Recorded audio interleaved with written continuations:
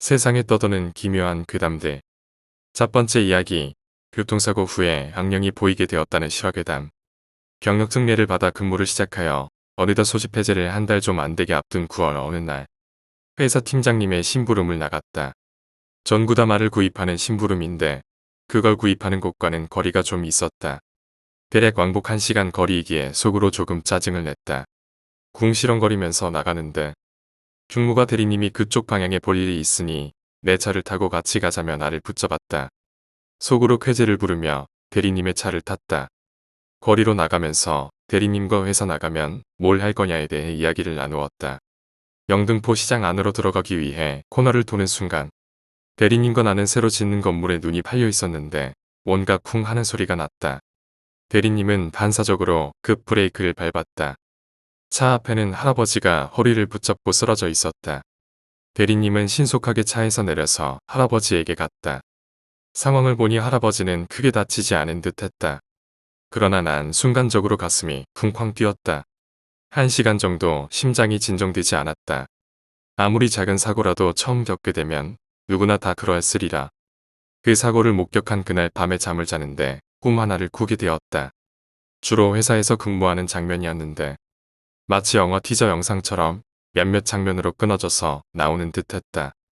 그런데 정말 무서웠던 점은 꼭 장면 하나가 끝날 때쯤 되면 더럽고 피가 배인 옷을 입은 흔히 말하는 처녀 귀신이 칼을 들고 내 오른쪽 검지를 자르는 것이었다. 그렇게 꿈을 꾸고 너무 놀라서 잠에서 깼는데 다시 잠들면 똑같은 꿈을 꾸는 것이었다. 결국 꿈 때문에 잠을 못 이루었다. 다음날 회사에서 부서장은 나를 포함한 병력 특례병들을 모두 집합시켜 넣고는 창고로 쓰이던 방을 깨끗하게 비우라고 말했다. 생산팀장의 지휘를 받아 치울 것은 치우고 쓸만한 옛날 장비는 따로 모아두는 식으로 정리를 하고 있었다. 창고가 꽤 넓은 데다가 거의 쓰레기장 수준으로 어질러진 상태였기에 시간이 꽤 걸렸다. 2시간이 지났을 때였다. 정신없이 치우다가 웬 금형 하나를 발견했다. 정사각형의 금형판 2개가 양쪽에 있었고 금속봉이 그 안에 장착이 되어서 분리가 가능하고 다시 합체를 할 수 있는 구조를 가지고 있었다. 혼자 치우려고 마음먹었으나 막상 들려고 하니 무게가 만만치 않았다. 옆에 있던 동기를 불러 양손으로 그 금형을 들었을 때였다. 내가 윗부분을 잡고 동기가 아랫부분을 잡는 모양이었는데 갑자기 그 금형이 분리가 되어버렸다. 그때 조심했어야 했었다. 한쪽 손에 힘을 빼서 그 금형을 다시 합체하려고 하는 순간 미처 검지를 빼지 못한 채 합체가 되어 내 손가락을 압박했다. 극심한 고통이 전해졌다. 고통도 고통이지만 이대로 손가락이 뭉개져서 못쓰게 되는 게 아닌가 하는 불안감에 고통이 더해지는 것 같았다. 순간 소름이 돋았다.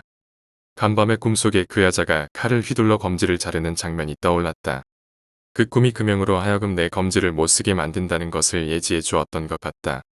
동기가 힘을 주어 분리를 해주었고 정형외과에 가서 검사를 해보니 다행히 부러지지 않고 근육이 조금 부어올랐다고 했다. 병원을 나오면서도 그 장면이 너무 생생하게 떠올랐다. 마음이 불안하니 혹시 악령이 내게 역사를 한 게 아닐까 싶다. 몇 개월이 지난 지금도 그 여자 악령의 모습이 생생히 떠오른다. 두 번째 이야기. 대학교 다닐 때의 실화괴담. 때는 2004년 6월쯤이었던 것 같다. 그때가 대학교 1학년 시절. 우연찮게 여자친구를 사귀게 되었다. 여자친구와 잘 사귀고 있었고 방학 동안에도 다른 지방이긴 했지만 자주 연락하고 만나고 했었다. 방학이 끝나갈 무렵 내가 무슨 용기에서 인지는 모르지만 여자친구와 같이 살 것을 권유했고 여자친구는 몇 날 며칠을 안 된다고 절대 안 된다고 했지만 겨우 설득에 설득을 해서 2학기 동안 같이 자취를 하기로 했다. 그 자취를 한 게 문제였다. 그 당시 학생 신분이었기에 둘 다 돈이 그리 넉넉하지만은 않았고 학교 근처에 잡게 되면 많은 친구들이 알게 될 것이 두려워서 학교에서 좀 많이 떨어진 후미진 곳에서 원룸을 잡았다. 시설은 괜찮은 원룸이었으나 그 원룸 쪽만 유독 방이 많이 남아있던 걸로 기억된다. 2학기가 시작되고 처음에는 정말 나무랄 것 없이 서로 잘 챙겨주고 아껴주고 살았다. 근데 어느 순간 내가 약간씩 삐뚤어졌다는 걸 인식하게 되었고 그 전까지 내가 살던 방식과는 전혀 다른 방식으로 살고 여자친구에게도 막말과 폭언을 하며 희한하게 내 의도와는 다르게 정말 사소한 별거 아닌 문제로 내가 일방적으로 화를 내고 있다는 것을 깨달았다. 그 사람이 싫어졌다거나 그런 건 절대 아닌데 그 사람이 웃으면서 이거 좀 해줘라고 하는 말 한마디에도 화를 내고 그 사람은 또 울고 그랬다. 그렇게 몇 달이 흐르고 그 사람이 도저히 안 되겠다며 헤어지겠다는 이별 선포를 해왔다.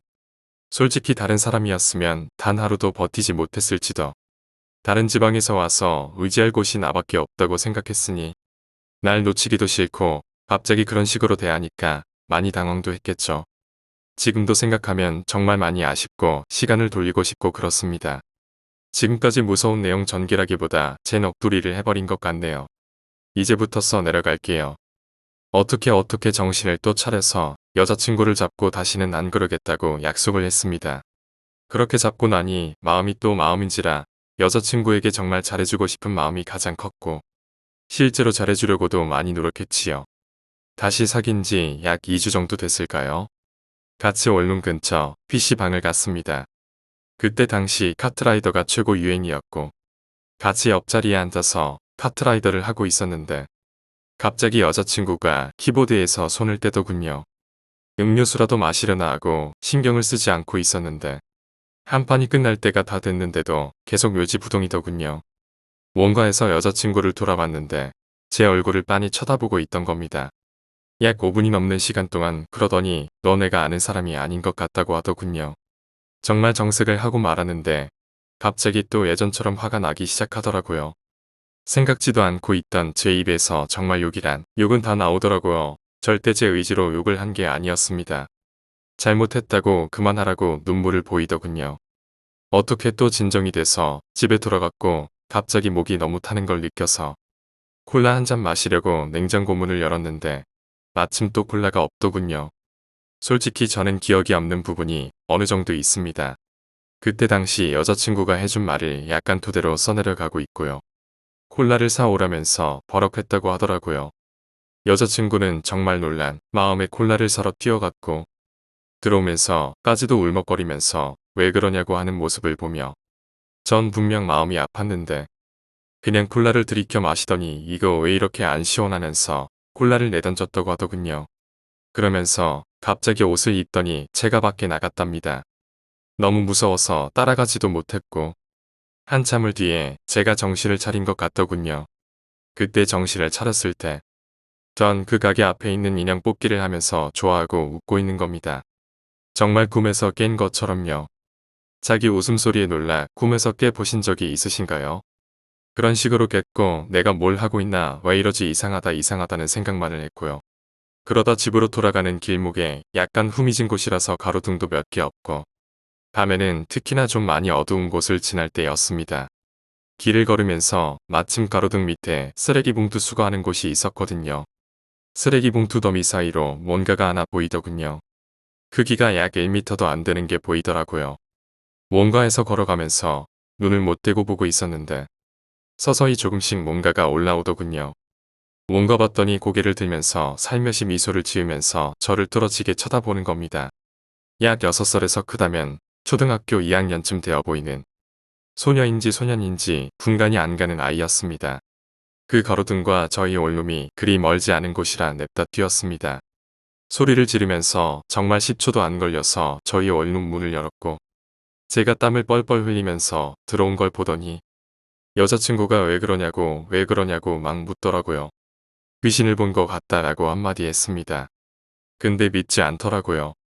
정말이다라고 말하고 한 번 더 확인을 해보려고 나갔습니다. 너무 무서워서 여자친구도 함께 말이죠.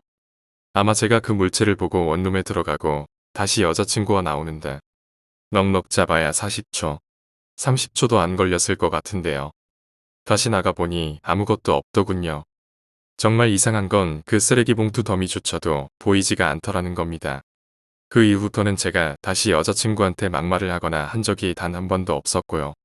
근데 그 당시에 많이 아팠나 보더라고요. 제가 대학교 1학년을 마치고 군대를 가고 얼마 되지 않아 헤어지게 되었지요. 그러고 나서 전역할 때쯤이 되어서야 제가 용기를 내서 다시 연락을 했었고요. 애정이라든지 그런 감정은 이미 둘 다 접은 상태로 연락을 했던 거니 전역을 하고 약 반년 정도 있다가 연락이 오더군요. 결혼한다고 연락이 오더라고요. 저한테 무슨 할 말이 있어서가 아니라 단체 문자로 메시지를 보냈더군요. 세 번째 이야기, 경찰 괴담. 하나, 내가 제일 놀랐던 자살 사건이 있었지. 올해도 진급심사에서 탈락한 김 경장은 후배 순경들이 마련해준 술자리에서 자신의 처지를 잊기 위해 무용담을 늘어놓았다. 목 매달고 죽었다는 소식을 듣고 갔지. 목 매달고 자살하는 사건 현장이 제일 무섭다. 혀를 길게 내밀고 목은 길이가 2배나 늘어난 것처럼 길게 빠져있고 어깨부터 발끝까지 축 늘어져 있지. 게다가 반쯤 눈 뜨고 죽는 경우는 얼굴도 마주치기 싫단다. 죽음에 임박하면 남자의 경우 극도의 오르가즘을 느껴서 팬티에 사정까지 한다. 김 경장은 잠시 말을 멈추고 소주 한 잔을 들이켰다. 사건 현장은 아파트였는데 30대 초반의 남자가 목매달아 죽은 것을 경비원이 발견하고 신고한 거야. 등기 우편을 찾아가지 않아서 직접 전달하려고 갔는데 문이 잠겨 있지 않아서 열고 들어갔더니 죽어 있었다는 거야. 다시 말을 멈춘 김 경장은 다시 소주 한 잔을 더 들이켰다. 그런데 말이야. 그런데요. 뭐가 어쩌는데요? 내가 들어가서 시신을 살피는데 녀석과 얼굴이 마주치는 순간 반쯤 뜬 눈으로 날 쳐다보며 그 녀석이 씩 웃더라고. 죽은 게 아니었네요. 바로 죽기 전이었죠. 급하게 시신을 내렸는데 결국 깨어나지 못하고 죽었어. 조금씩 취해 가는지 김 경장은 초점 잃은 눈빛을 보내며 중얼거렸다. 그런데 아직도 그 녀석이 꿈에 나타나 나에게 미소를 보내고 있어. 둘. 박 경장님, 우리 뒤에 오는 차 라이트도 안 켜고 달리는데 위험하지 않을까요? 고속도로 순찰대 소속인 최순경은 몇 분 전부터 전조등을 켜지도 않고 뒤따라오는 차량 한 대가 계속 신경 쓰였다. 차량이 거의 한 대도 지나지 않는 새벽 시간대이긴 하지만 주변이 너무 어두워서 전조등을 켜지 않고는 달리기 힘든 조건이었다. 뭔가 낌새가 이상하다 느낀 박 경장은 최순경에게 말을 했다. 혹시 모르니까 차량 번호 조회해봐. 최순경은 뒷번호를 확인하기 위해 차선을 바꾸고 천천히 속력을 줄였다. 미지의 그 차량이 순찰차를 천천히 추월할 때쯤 달리는 도중 옆에서 지켜보던 최순경은 그 차의 차종을 확인할 수 있었다. 소나타 2구망. 으아. 논란. 최순경은 자신도 모르게 핸들을 꺾어 순찰차를 가드레일에 들이받고 말았다. 아, 뭐야? 최순경, 너 미쳤어? 이 말을 앞유리에 가볍게 들이받은 박 경장이 소리쳤다. 운전대에 머리를 쳐박고 부들부들 떨며 최순경이 말을 했다. 박 경장님, 저 차 안에 피범벅이 된 네 사람이 저를 빤히 쳐다보고 있어요. 뭐야? 박 경장은 이 말을 잠시 쓰다듬고 고개를 들어 앞질러 간 차를 확인했다. 어라? 그 차 어디 갔어? 이때 무전기가 울렸다. 36고 순찰차, 36고 순찰차. 5분기점에서 오방향 도로상에서 소나타 2 추락사고 발생. 출동 바람. 떨리는 손으로 사이렌을 켜던 박 경장이 조용히 읊조렸다. 젠장, 우리가 본 그 차가 아니어야 할 텐데. 셋. 채석장 컨베이어 벨트에 사람이 끼어 죽었다는 연락을 받고 밤 10시가 넘은 시각에 우리는 경기도의 한 야산으로 출동했다. 불이 다 꺼져 있는 작업장에서 한 직원의 안내를 받고 우리는 작업장으로 들어섰다. 사고 현장에 도착한 우리는 경악을 금치 못했다. 내장이 드러난 채 온몸이 갈기갈기 찢어진 시체를 보고 내 동료는 연이어 토악질을 해댔다. 이런 일을 수차례 목격한 나는 비교적 비위는 강한 편이었고 나는 잠시 시체를 향해 고인의 명복을 빌었다. 그러나 시체의 얼굴을 확인하는 순간 나도 모르게 온몸이 경직되고 구토가 몰려왔다. 오른손으로 가까스로 입을 틀어막은 나는 본대에 뭐라고 얘기를 해야 할지 난감해졌다. 대형 사고가 났음에도 불 꺼진 사고 현장에는 안내 직원 한 명만 있고 지금 보이지 않는 그 직원의 얼굴이 사체의 얼굴과 같습니다. 이 사실을 어떻게 꾸며서 보고해야 하출소장이 믿어줄까? 너무나도 침착하게 행동하던 그 직원의 무표정한 얼굴이 자꾸 떠올랐다. 나는 신고자가 누군지 모르겠지만 제발 신고자의 음성이 그 직원의 목소리가 아니길 바랄 뿐이다. 네. 아니, 밤에 저렇게 쿵쿵대고 비명을 질러대니 어떻게 살아요? 경비실에서 전화하고 난리쳐도 문도 열 생각 안 하고 5층 빌라의 403호에 사는 한 주민이 503호의 쿵쿵대는 소리 때문에 살지 못하겠다며 경찰에 신고를 하였다. 정순경과 최순경이 수차례 문을 두드렸지만 503호는 문을 열 생각을 하지 않았다. 수색영장도 없이 무작정 문을 따고 집으로 들어갈 수도 없으니 둘은 난처한 상황에 처해질 수밖에 없었다. 저 조금만 기다리세요. 저희가 좀 더 확인해. 이때 갑자기 503호 현관문이 덜컥 열렸다. 해슥한 얼굴에 기분 나쁘도록 짙은 다크서클을 가진 30대 여성이 문틈으로 얼굴을 내밀었다. 시끄러워서 왔죠? 들어오세요. 여자의 기이한 분위기에 압도당한 정순경과 최순경은 아무 말도 못하고 집 안으로 들어섰다. 그런데 그들을 더욱 놀라게 만든 것은 집안의 모습이었다. 모든 가구는 거실 중앙과 안방 중앙에 모여있고 집안의 모든 바닥과 벽, 그리고 천장은 장판과 벽지가 없는 짙은 회색의 콘크리트뿐이었다. 정순경이 어렵게 입을 열었다. 집안이 왜 이렇죠? 무슨 일 있나요? 그 여자는 기분 나쁜 미소를 지으며 조용히 말했다. 벽이 말을 해요. 시끄러워 죽겠어요. 잠을 잘 수가 없어요. 죽여버리고 싶어요. 음산한 분위기에 초보 경찰인 최순경은 차마 입을 열지 못하였다. 얼마나 벽에 찍었는지 다리가 하나가 지시겨진 의자가 정순경의 눈앞에 보였다. 보통 일이 아님을 직감한 정순경과 최순경은 그 여자를 연행하여 병원에 강제 입원시켰고 수일 후에 담당 의사로부터 놀라운 얘기를 들었다. 청각 왜곡이라는 현상입니다. 청각세포 일부가 지나치게 예민하여 특정한 주파수의 소리를 견디지 못하는 사람들이 간혹 있습니다. 그들은 자신을 괴롭히는 그 소리가 들릴 때 귀를 틀어막고 비명을 지르며 괴로워하면서도 자기만이 그 소리의 피해자임을 깨닫지 못합니다. 남들도 그런 줄 알죠. 그래서 그 소리가 날 때 당사자는 마치 남들이 자기를 괴롭히기 위해 의도적으로 그 소리를 낸다고 생각하는 것입니다. 이 여성분은 아래층 여자 목소리 주파수에 극도로 고통스러워하고 있습니다. 아래층에서 말하는 소리는 일반인들이 들을 수 없는 아주 작은 소리임에도 조용한 밤에 이분에게는 엄청난 고통으로 다가오는 것이죠. 마치 벽이 말을 하고 있는 것처럼 사방에서 들리는 겁니다. 가만히 듣고 있던 정순경이 의아하다는 듯이 담당 의사에게 말을 건넸다. 아래층 여자요? 403호 제가 아는 분인데 얼마 전에 사고로 돌아가셨는데 옆집 여자 목소리겠죠. 대화를 마치고 뒤돌아서는 정순경은 당분간 그 빌라에는 출동하지 않을 것을 마음속으로 조용히 다짐했다. 정순경의 속마음을 아는지 모르는지 철없는 최순경이 말을 건넸다. 정순경님, 옆집은 빈집이잖아요. 네 번째 이야기, 독서실. 난 19세 수능 준비생 백나문이다.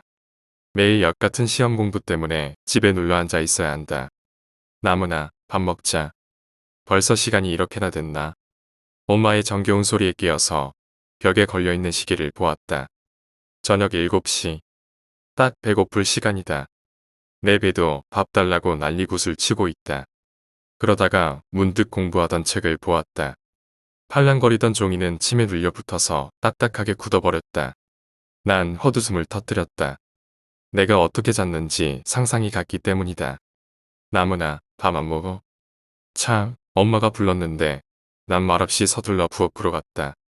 식탁에는 동생과 엄마가 깨작깨작 밥을 먹고 있다. 나도 앉아서 그들에게 동참했다. 힘드니? 엄마가 안쓰러운 듯 물었다. 난 짧고 간결하게 대답했다. 엄마가 독서실 보내줄까? 난 정신이 번뜩 들었다. 독서실 간다고 뻥치고 친구들과 놀 생각에 순간 들떠버렸다. 응, 내일부터 다닐게. 난 흔쾌히 대답했다. 엄마는 내 속을 아는지 모르는지 싱긋 웃으며 내 머리를 쓰다듬었다. 조금 미안하기도 했지만 난 너무 힘들었고 선택은 이것밖에 없을 것 같았다. 그럼 내일 토요일이니까 내일부터 가자. 알겠어. 다음날 아침 난 일어나자마자 내 머릿속에 계획을 짜두었다. 학원을 다녀오면 오후 5시. 삼각김밥으로 밥 먹고 독서실 가서 10시까지 공부하고 12시까지 친구들과 논다. 이것이 내 계획이었다. 그리고 난 그게 실현될 줄 알았다. 나 오늘 삼각김밥 먹을게. 아니, 괜찮아. 끊어. 여기까진 완벽했다. 솔직히 아예 놀기는 좀 미안한 감이 있었다. 그래서 공부를 조금이나마 더 하기 위해 독서실로 발을 내디뎠다. 사무실에서 신청하기 위해 조그마한 창문을 두드렸다. 코딱지만 한 창문이 열리자 여성이 눈에 들어왔다. 큰 눈에 짧은 단발머리, 얇은 입술. 숱한 사람을 봤지만 이런 사람은 처음이었다. 네. 여성이 멍하니 서 있던 날 일깨워 주었다. 아, 네. 오늘 하루 5,000원 맞죠? 난 허겁지겁 주머니에서 5,000원을 꺼내었다. 그런 내 모습이 웃겼는지 여성은 피식 웃었다. 35번이요. 혹시, 예, 성함이 어떻게 되세요? 나도 모르게 황당한 말을 내뱉었다. 하지만 주워 담을 순 없었다. 김유빈입니다. 싱긋 웃을 때마다 나타나는 보조개가 아름다웠다. 난 그대로 엉거주춤하면서 옆으로 슬그머니 빠졌다. 작은 창문이 쾅 하고 닫히자 난 그제야 안도의 한숨을 내쉬었다. 난 다시 고개를 빼꼼 내밀었다. 굳게 닫힌 창문. 내가 혀를 차면서 돌아서려고 할 때 창문에 붙어있는 종이를 보았다. 영무 있으시면 연락주세요. 0101-234-5678. 난 미소를 머금으면서 숫자 하나하나를 핸드폰에 새겨 넣었다. 그리고 단축번호 1번으로 저장해 놓았다. 난 핸드폰을 주머니에 집어넣으면서 그제야 독서실을 둘러보았다. 사무실 앞에는 가로로 복도가 있었고 오른쪽에는 화장실과 휴게실, 왼쪽에는 여러 방들이 보였다. 그리고 난 내가 있어야 할 방으로 들어갔다. 저녁 시간이라 그런지 사람이 많지는 않았다. 딱 한 명, 수염이 덥수룩한 인생의 나고자처럼 보이는 남성 한 명이 구석에 박혀 있는 것 외에는 아무도 없었다. 난 두 블록을 지나서 중앙 바로 왼쪽 35번 자리에 앉았다. 짐을 다 풀고 한숨을 푹 쉬었다. 그리고 연필을 잡고 책을 펼쳤다. 얼마나 지났을까?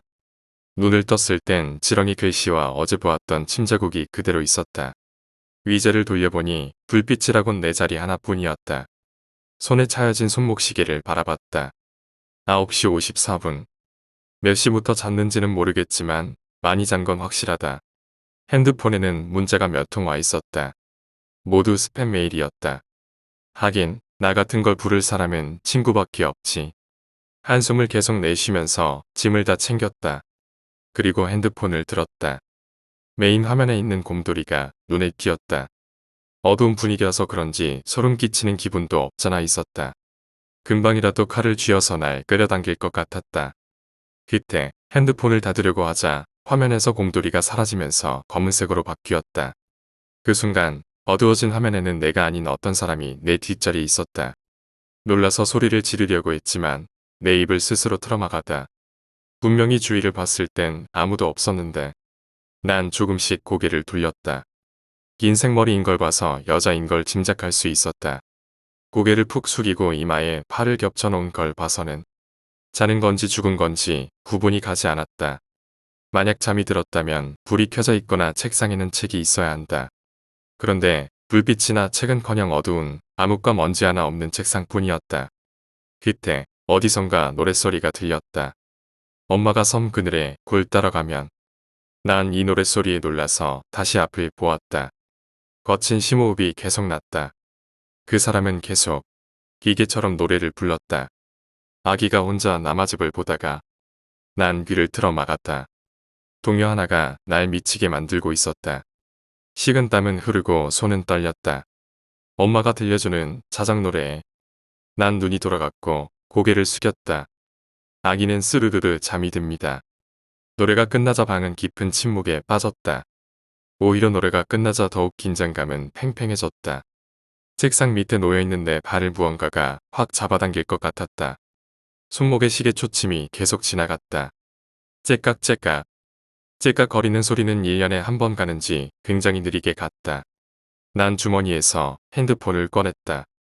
지금 여기서 가장 가까운 사람. 사무실의 김유빈이라는 여성이었다. 단축번호 1번을 누르자 컬러링이 흘러나왔다. 엄마가 섬 그늘에. 난 노래를 듣자마자 비명을 질렀다. 세상이 떠나가라 목청껏 소리쳤다. 그러자 누군가가 내 어깨를 잡았다. 난 서서히 고개를 돌렸다. 다행히도 날 잡은 것은 여자가 아닌 남자였다. 들어올 때 보았던 그 남자. 왜 귀신이라도 봤어? 남자의 한마디가 내 전곡을 찔렀다. 저기 아저씨 뒤에. 하지만 의자와 책상에는 날 놀리기라도 하듯 정적만 흘렀다. 아저씨가 아니라 형이다. 김민건. 점잖은 목소리로 내게 말했다. 하지만 확실한 건 이 사람은 뭔가 믿음직하단 거다. 아예 젠장. 기분이 안 좋다 했어. 민건이라는 이 형은 혼잣말을 곱씹으며 주머니에서 뭔가를 꺼냈다. 무슨 일 있으면 연락해. 내민 것은 다름 아닌 명함이었다. 되마사 김민건 0109-876-5432. 되마사. 난 인상을 찡그리며 사기가 아닌가 생각했다. 이거 진짜예요? 형을 부르면서 고개를 돌려봤을 땐 문을 통해 나가고 있던 중이었다. 다녀왔습니다. 엄마가 웃으면서 무슨 내가 금이환양이라도 한 것 마냥 오버를 했다. 어땠니? 좋았어? 그냥 그래. 난 문을 쾅 닫고 들어가 버렸다. 일진이 안 좋은 날이라고 생각하면서 그대로 침대에 골아떨어졌다. 기지개를 켜면서 일어났다. 아침 9시다. 평소 시간에 비해 일찍 일어나기는 했지만 온몸이 찌뿌둥하다. 엄마는 안방에서 아빠와 곤히 자고 있다. 난 코웃음을 치면서 독서실 다녀온다는 쪽지를 남겨놓았다. 어제 들고 갔던 가방을 그대로 어깨에 짊어지고 밖으로 나갔다. 차가운 아침 공기가 내게 덮친다. 아파트 비상구 창문 너머로 햇살이 눈부시게 들어온다. 감옥에서 보는 한 줄기 빛이랄까. 난 다시 죄인처럼 독서실로 갔다. 엘리베이터에서 내리면서 핸드폰을 열어 친구들에게 전화를 해보았다. 하지만 대답 없이 먹통만 울렸다. 그렇게 한 명 한 명에게 전화를 다 하자 한숨밖에 흐르지 않았다. 단 한 명도 전화를 받지 않았다. 그리고 어느새 내 앞에 있는 독서실이 빌딩처럼 커다랗게 보였다. 복도는 조용했고 인터넷 강의실에도 아무도 없었다. 그리고 난 다시 한번 두근거리는 마음으로 사무실을 두드렸다. 창문이 열리자 난 크게 실망했다. 벗어진 머리에 형광등이 반짝이는 대머리 아저씨가 눈을 크게 뜨며 있었다. 왜 그래, 학생? 예, 오늘 하루요. 그래, 35번이다. 어제와 똑같이 35번이다. 방 안에 들어가자 역시 아무도 없었다. 이번엔 맘 잡고 공부해보자고 난 다짐하면서 자리에 앉았다. 어제의 후유증인가? 오늘은 절대 졸지 않았다. 조금씩 사람도 들어와서 그런지 배시계가 꼬르륵거리기 전까지는 공부에만 집중했다. 주머니에는 10,000원이 들어가 있었다. 난 일단 휴게실로 가서 커피나 먹어야겠다고 생각했다. 휴게실 가운데에는 자판기가 있었다. 동전을 넣으려는 순간 뒤에서 인기척이 났다. 난 어제의 일이 생각나서 뒤를 돌아보지 못했다. 거리가 좁혀지고 있다는 생각이 들었다. 눈을 꽉 감았을 때 내 어깨에 손이 닿았다. 여기서 뭐해? 유빈 누나였다. 난 깊은 한숨을 내쉬면서 장난스럽게 말했다. 깜짝 놀랐잖아요, 누나. 그래, 뭐하고 있었어? 아니 그냥 커피나 먹으려고요. 머리를 극적이며 말하자 다시 화난 보조개가 드러났다. 비록 단발이었지만 머리도 찰랑거렸다. 점심은 먹었니?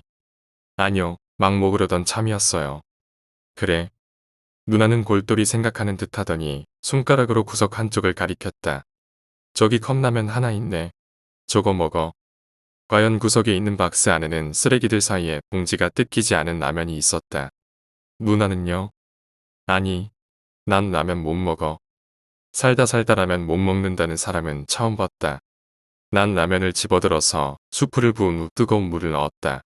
잠깐의 침묵이 흘렀다. 아주 잠시였지만 어색한 기운이 맴돌았다. 무슨 말이든 해야 했다. 누나. 응? 혹시 여기서 죽은 사람 있어요? 다시 조용해졌다. 나무 사이에 팽팽한 끈으로 연결되어 있는 줄을 타는 느낌이랄까. 누나는 망설이다가 입을 열었다. 있긴 있어. 어디서 죽었어요? 네 자리 바로 뒤편. 32번 자리에서. 어떻게 죽었는데요? 자세한 건 몰라. 바로 뒷자리에 있던 남자 학생이 여학생의 입을 막아서 질식사시켰대. 왜 죽였대요? 그것까진 모르지. 경찰에서 바로 잡아갔으니까. 근데 더 신기한 게 뭔 줄 알아? 뭔데요? 너무 편안하게 죽었다는 거야. 마치 살기 싫었는데 잘 되었단 듯 엎드리고 자는 채로 죽었어. 그 말을 듣자 발부터 머리끝까지 소름이 끼쳤다. 어제 자리에 있었던 그 여자. 그 여자도 분명 엎드리고 있었다. 근데 죽은 사람은 왜? 아니에요. 그냥 기분이 이상해서요. 근데 그 남학생은 어떻게 됐대요? 증거 불충분으로 2년만 살다가 나왔대. 진짜 그런 새끼는 죽여서 없애버려야 해. 갑자기 누나의 눈이 살벌해졌다. 맹수의 눈빛처럼 반짝이며 빛났다. 그런 녀석은 살 가치가 없어. 내 눈앞에 나타나면 나도 똑같이 죽일 수도 있어. 말이 끝나자 그제야 누난 내 시선을 의식했는지 머리를 긁었다. 미안. 조금 흥분했나 봐. 라면 불겠다. 어서 먹어. 누난 진짜 안 먹어요. 난 집에 가서 먹고 올게. 누난 휴게실 문을 닫고 나가버렸다. 난 조금 불어있는 라면을 집어 들고 먹었다.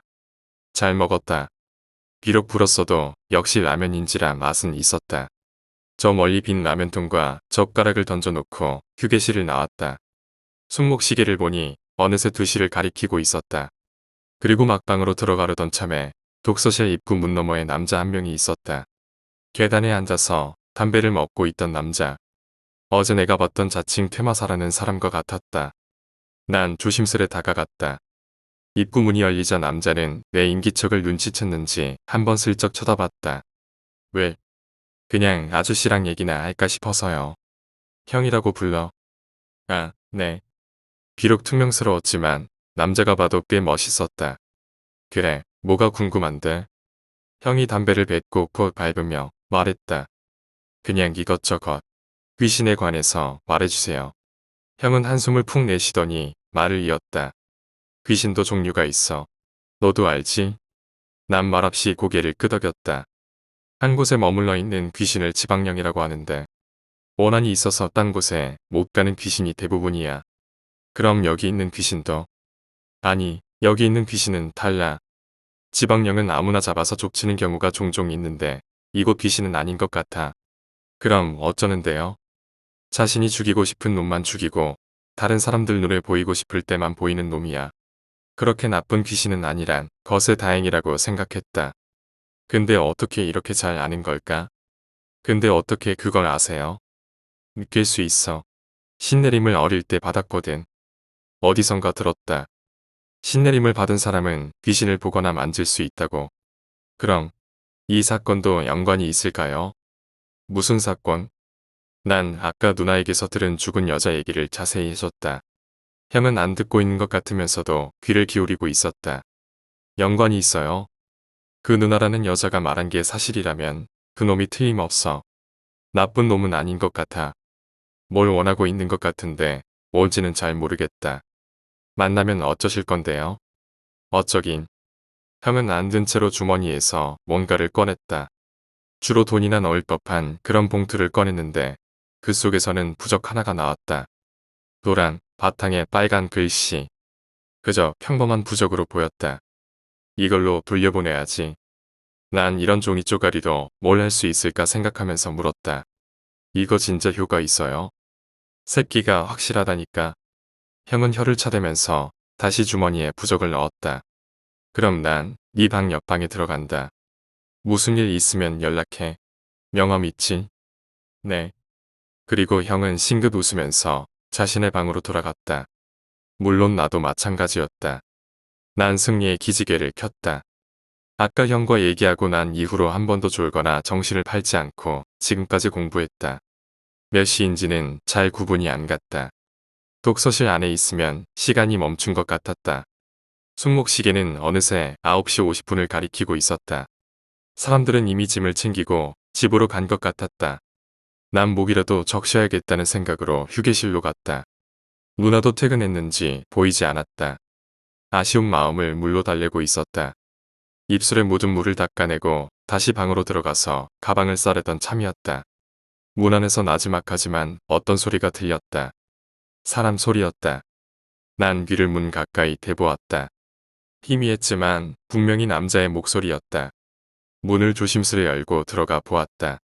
내 자리에는 불이 그대로 켜져 있어서 주위를 살필 수 있었다. 뻗어있는 복도에는 민건 형이 있었다. 분명히 무언가를 바라보고 있었다. 내 자리 뒤편에 32번 자리. 난 한 발 한 발 형 쪽으로 다가갔다. 형. 하지만 형은 응답하지 않았다. 난 형의 바로 옆에 가서 32번 자리를 바라보았다. 단발머리의 여자. 어제 보았던 그 여자가 똑같은 자리에 있었다. 형은 조심스레 말을 건넸다. 여기서 뭐 하십니까? 추워. 난 겁이 지레났다. 떨리면서 무언가를 애타게 바라고 있는 목소리. 그 목소리가 내 귀를 파고들어서 심장, 머리를 울렸다. 형은 주머니에서 부적을 꺼내 들었다. 왜 여기서 남아 계십니까? 외로워. 여자의 말을 듣자마자 한 가지 생각이 내 뇌리를 스쳤다. 섬지박이란 노래. 이 동요도 외로운 사람의 노래다. 그만 돌아가세요. 형이 부적을 붙이려는 순간 여자가 고개를 돌렸다. 그 순간 난 놀라서 자빠질 뻔했다. 김유빈이라는 누나. 그 누나가 내게 모습을 드러냈다. 아주 춥고 외로운 어린 양의 모습으로. 앞에 모든 일들이 슬라이드처럼 지나갔다. 얘기를 나누고 웃고 떠들고 하던 시간들. 그리고 형이 한 말을 떠올렸다. 다른 사람들 눈에 보이고 싶을 때만 보이는 놈이야. 난 멍하니 여자를 바라봤다. 그때 여자가 날 쳐다보았다. 무언가를 갈망하는 눈빛으로. 너같이 가자. 외로워. 손가락은 분명 날 가리키고 있었다. 형은 그 말을 무시한 채 부적을 이마에 붙이려 했다. 조용히 자리로 돌아가. 이마에 부적이 닿으려 하는 순간 난 형의 팔을 내렸다. 그리고 누나를 안았다. 느낄 수 있었다. 의도되지 않은 차가운 몸과 마음을. 힘들었죠. 따뜻한 말 한마디가 듣고 싶었을 뿐인데 난 이 누나를 이해할 수 있었다. 그리고 노래를 불러주었다. 엄마가 섬 그늘에 골 따라가면 노래를 부르면 부를수록 내 손에서 점점 빠져나갔다. 잠이 듭니다. 노래가 끝나고 정신을 차려보니 난 허공에 손질을 하고 있었다. 백사장의 한 줌의 모래처럼 사라져 버렸다. 허무한 마음으로 형을 한번 쳐다봤다. 하지만 형은 전과 같이 미소를 남기면서 문을 나가고 있었다.